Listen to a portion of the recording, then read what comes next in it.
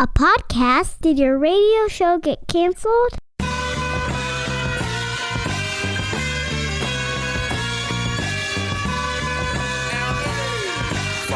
Fire.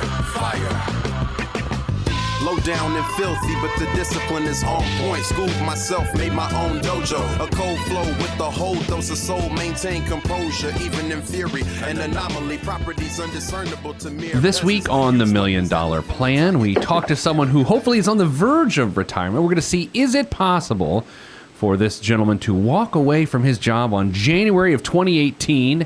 And I'm wearing a new shirt today. Hey, Wayne joins us on the program. Hello, Wayne. Good morning. It's a little sad that you can't see my new shirt, but I got it. It hasn't been washed yet, but it has been ironed, and it's that first time use, a first time wear that looks fantastic. Do you enjoy the first time wear, Wayne? Depends on how it smells. You see, you sound like my wife because I like the smell. It smells a little chemically. I'm not going to lie. My skin's probably a little itchy underneath. Anyway, Wayne, you probably didn't come here to talk about my laundry habits. Tell us about your situation. You have a very high stress job and you don't want to be part of it anymore. Well, I've been working with my current employer for about 30 years. Okay. And I'm eligible to retire in January. So I've just been thinking I'd like to maybe shift gears, take a few months off, if I can make it work on my pension. I'd prefer not to start drawing down on my deferred savings, but I can do that if I need to. Okay. And tell me, when you say eligible to retire, every time I hear that, it means, yeah, there's a pension involved. What can you tell us about your pension? Well, I've been with my employer for 30 years, and there's a formula that maxes out when you hit 30 years. Okay. So there's an incremental benefit for staying additional time, but it's really pretty insignificant.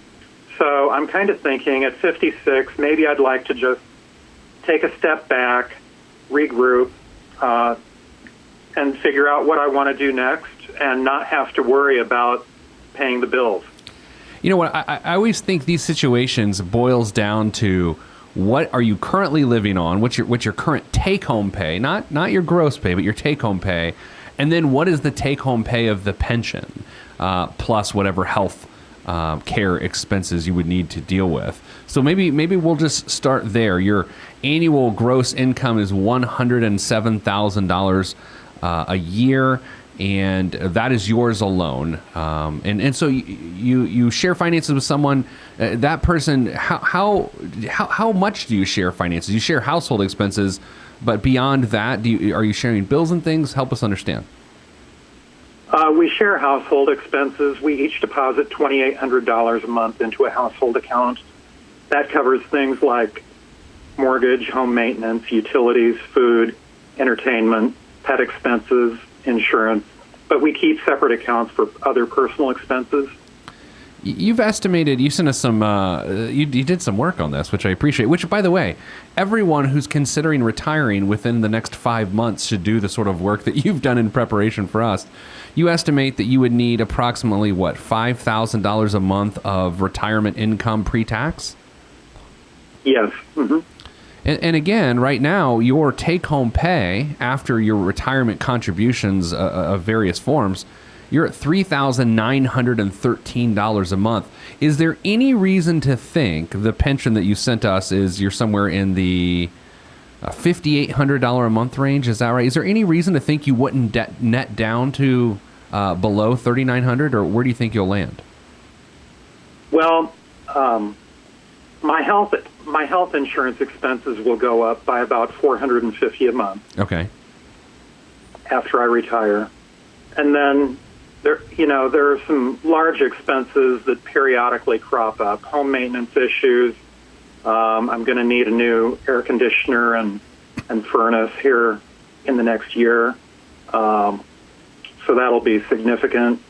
I'd like to be able to pay cash for my next car if possible. And you've got a car, but I probably won't need a new car for 3 or 4 years. And you've got a car problem, right? A self-admitted car problem. I do. I'm addicted to new cars every 5 to 7 years. It's the smell, isn't it? You're a smell guy. It is kind of it's either the shirt or the car. I think having a new smelling shirt is a healthier financial habit. Although there's, again, these chemicals are going to kill me.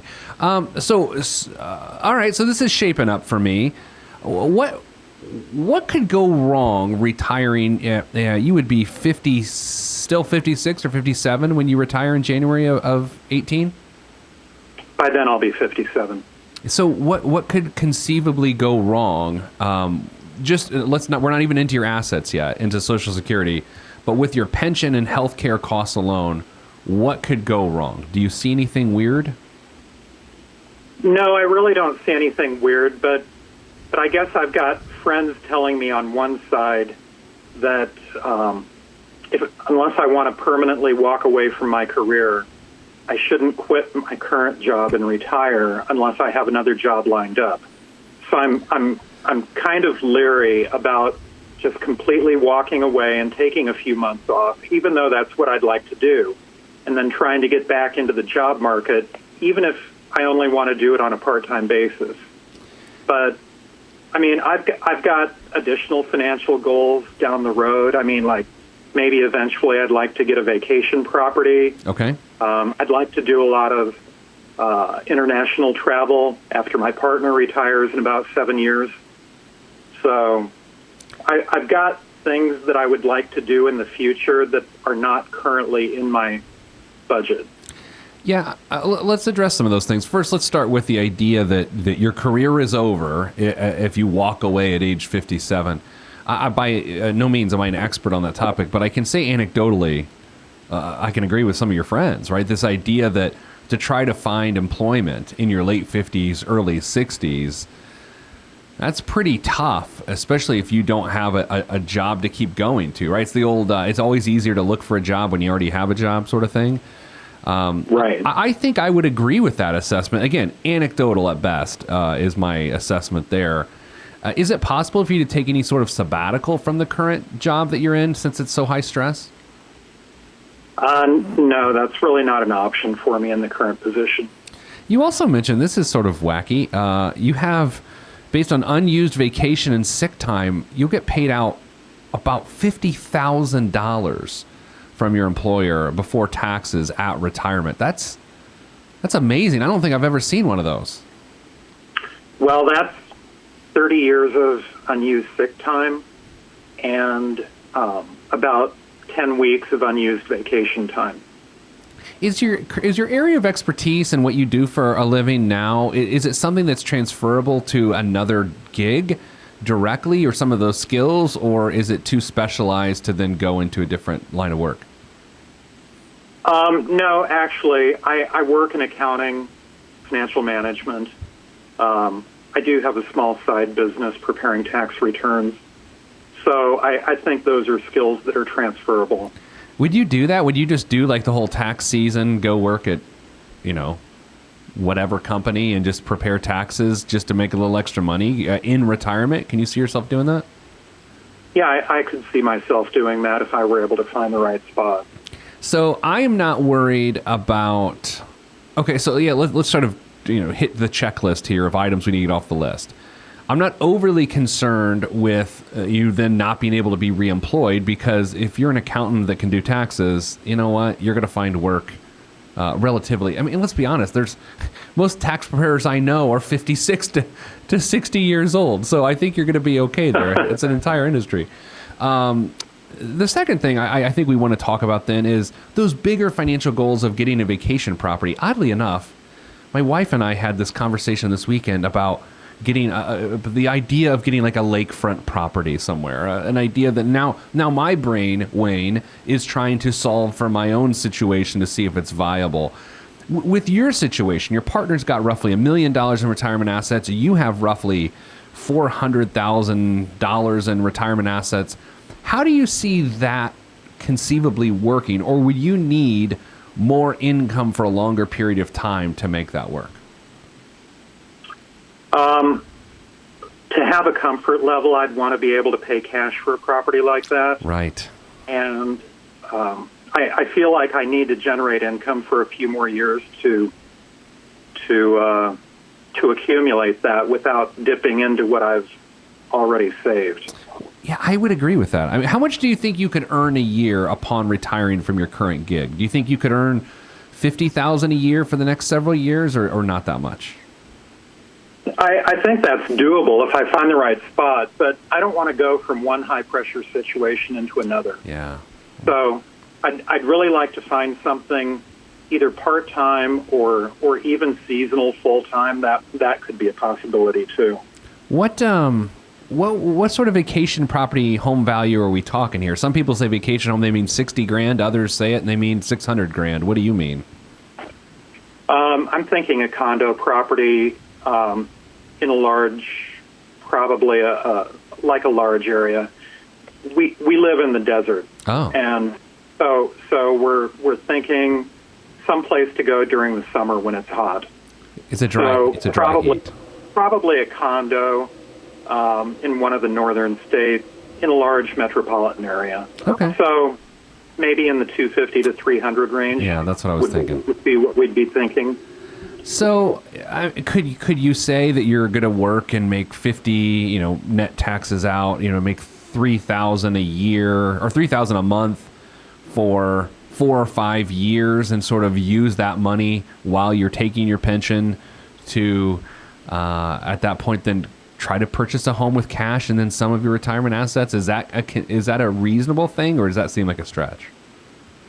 No, I think that would be achievable. You're so young. Really, you're in January you'll be 57. That is the new 40. That is so young. So even if when does your partner want to retire? How old is your partner? 52. So 52. So. Oh my gosh. So he wants to work until he's about 59. So he can start drawing down his 401k. Okay, so is it fair to say you've got 7 years until he retires that you could earn, and then upon his retirement, then you're able to then go and get that condo? Or would you want that home before the 7-year period is up? No, I think I'd wait. Until we're both retired before making that investment. See, I like this idea that you're going to take your pension no matter what on January whatever of 2018, right? Unless they try to talk me into staying, I'd have to see what they'd what they'd offer. But it's pretty tempting just to shift gears and get into something that is a little more enjoyable day to day. See, I got this idea. Let's say over a 6 to 7 year period, you're living primarily on your pension, and whatever earnings you make just goes to a side fund to make a cash purchase of real estate. I know I'm oversimplifying it, but I like that idea. Yeah, I think that in a perfect world, that would be great. Other than that, you have $400,000 in a deferred comp plan, a 457B to be specific, which is to say that's a version of a 401k for state workers, generally speaking. So you are $400,000. You're not going to touch it anytime soon because you don't particularly need to. I would assume that's the case, right? You don't plan on touching it anytime soon? No, I don't plan to touch it unless I have like a major home repair or something that has to be taken care of. And then Social Security, again, you're not going to take it for at least 10 years. You don't need to take it till 67. And you've got a pretty healthy Social Security estimate. You put it in your numbers for me, like $2,800 or something like that a month, $2,600 a month. So right, I have great confidence in your ability to retire in January of 2018. I really do. You said your healthcare costs are going up $400 a month. Is that still through the state, or do you have to get coverage outside of the state? No, that would be retiree insurance through the state. Do you have any reason to think that program's in danger? Every year we never know what's going to happen. Yeah, that's true. That's very, or any moment in time, especially if you're on Twitter. Yeah, I like this. I right now my brain is like, how can I mess up Wayne's situation? Like, what could go wrong to mess this up? A major home repair. We're talking $100,000 home repair could really mess you up. I think if you lean too hard into your car problem, like, so you got 3 more years in the car you're driving now, how much would the next car cost you? Realistically, between 40 and 50. And you want to pay cash right now. You're making payments, but in December that payment's up. So you're going to take that $508 a month you're making a payment and sort of reverse build the fund to buy the car 3 years from now. Yeah, I thought I'd maybe divert that, if I'm still working, divert that money to a Roth IRA, Okay. and then if I wanted to use that money to buy a car, I could. You guys aren't going to buy like an RV or anything and go traveling across the country, are you? Yeah, no. Motel 6 is kind of my RV. Yeah, no, I appreciate that. Let's talk about the international travel, because that is something that I think about a lot of what I want to do when I retire, and I'm interested to know, have you put together sort of a mental budget for that? Of, well, we could spend $5,000 a month, but then if you've got here I am talking myself out of this already. Your mortgage will be paid off in 2023, so that's great. And what your current payment's $2,100 a month. So you're going to free up some cash flow there. You're going to buy your property in cash up in the northern states. So really, you could just use your retirement cash flow to travel if you wanted to, right? Right. And that's what I'd like to do. Currently, in projecting my retirement expenses, I've set aside $500 a month for travel. But if I travel the way I want to, that won't be enough. I mean, you're going to travel, stay in Motel 6s internationally? I mean, come on, right? Probably not. Yeah, I don't. Is there anything better than a nice hotel, Wayne? Is there anything better than a nice hotel? No, it's pretty good to wake up and go down for pastries. You know what? I agree with you. And some people are here, they're like, just put me anywhere. Fine, good. You go anywhere. I'll take the 5-star hotel. All right, I will take the 5-star hotel, especially if someone else is paying. Thank you, expense report. Yeah, I don't think you're going to find me lined up at a KOA campground trying to get in when I'm retired. Lovely. Random question, but this is coming from my own life experiences. I was in the Keystone area of Colorado this past weekend, where I got to be reminded of my severe altitude sickness that I experience anytime I'm above 9,000 feet. Wayne, you don't have an altitude sickness problem, do you? Not that I know of. Have you ever dealt with that? I mean, it's a horrendous thing. I can't say that I have.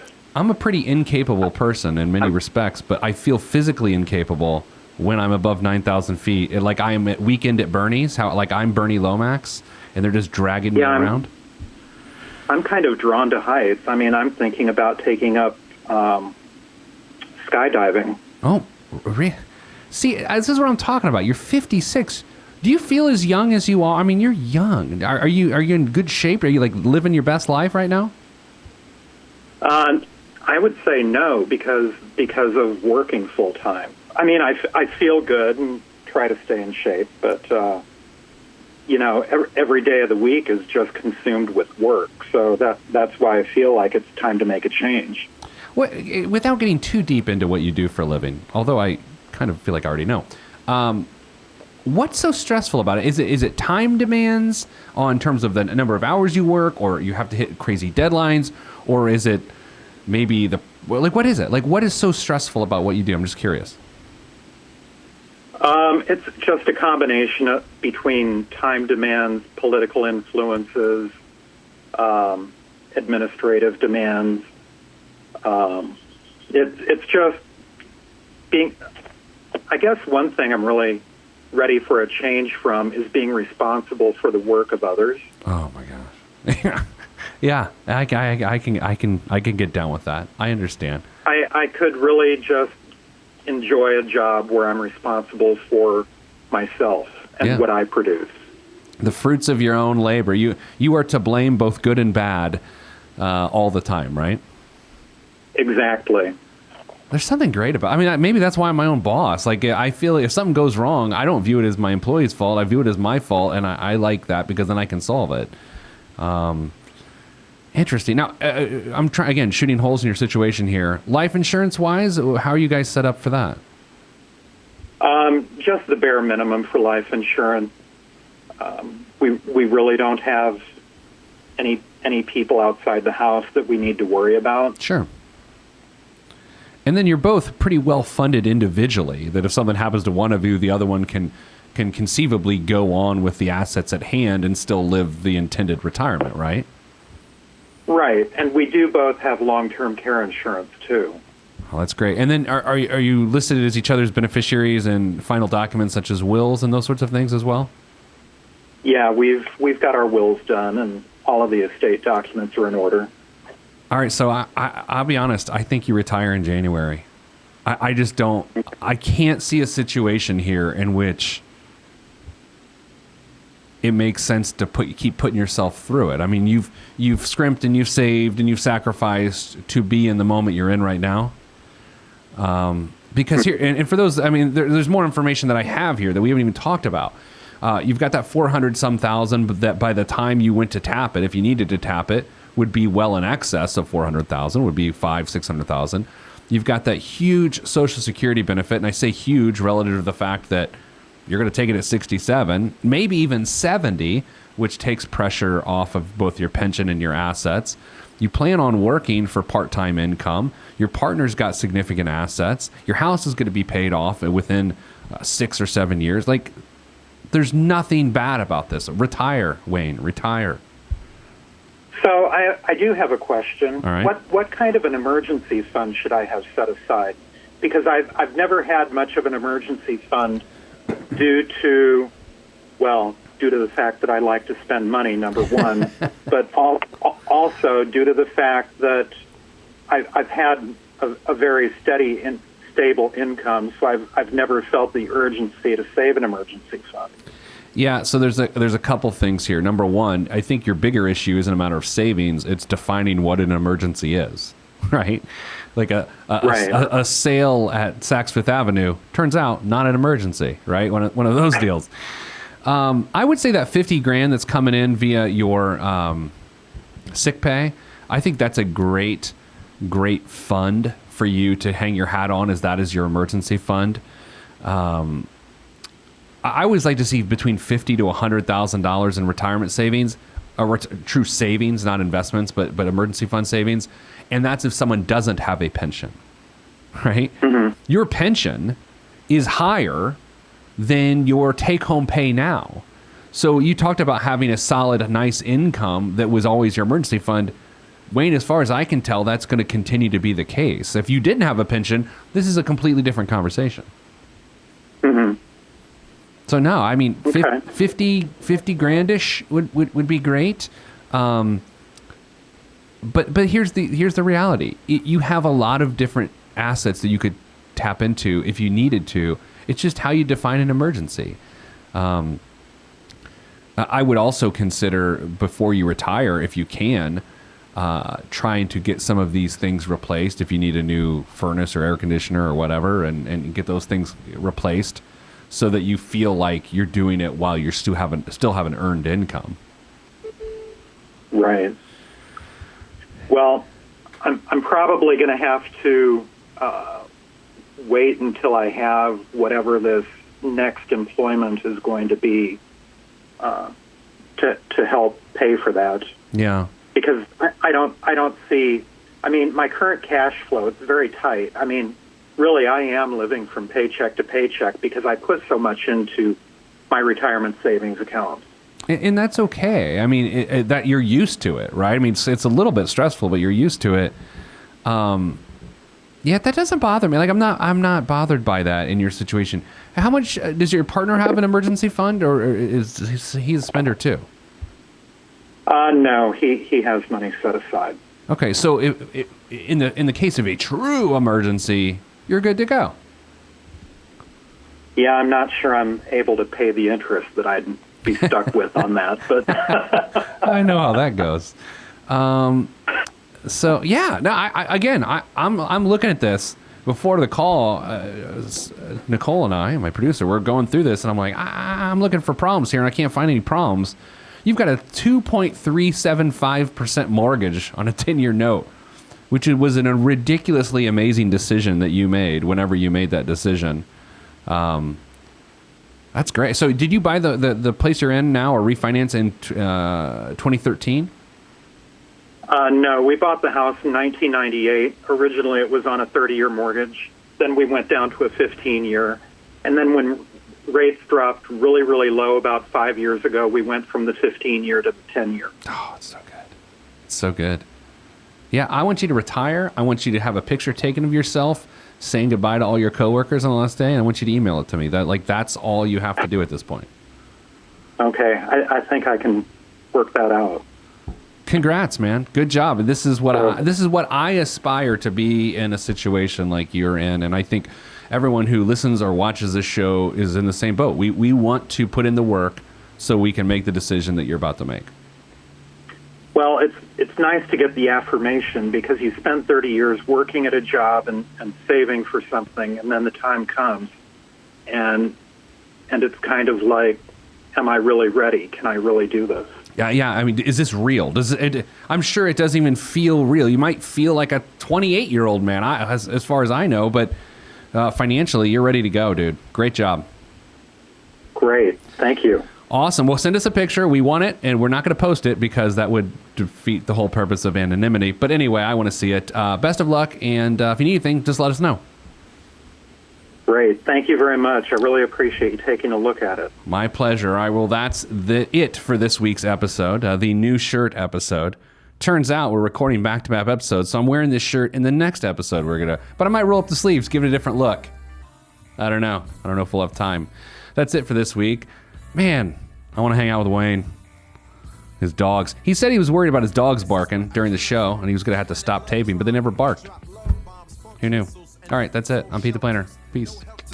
If you want to be on this podcast and have Pete fix your money life, then hit us up at PeteThePlanner.com/podcast. You heard me. PeteThePlanner.com/podcast. Log on. This is for information purposes only. It's not the Swiss financial planning device. Consult a financial advisor. Released from Everest, the fresh is fresh, and you can call me E.T. Word to John Tesh.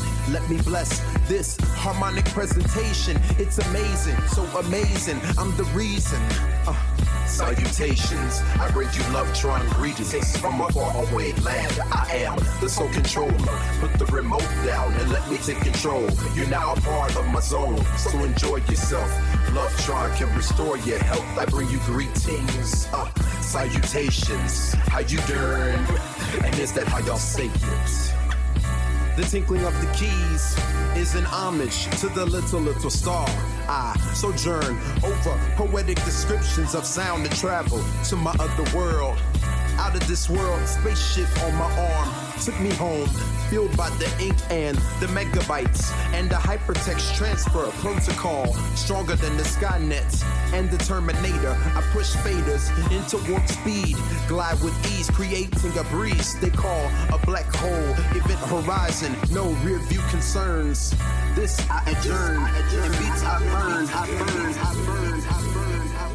This I adjourn, and beats I burn.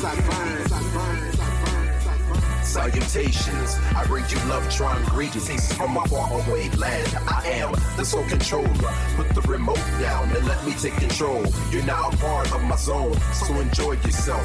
Love Tron can restore your health. I bring you greetings, salutations. How you doing? And is that how y'all say it?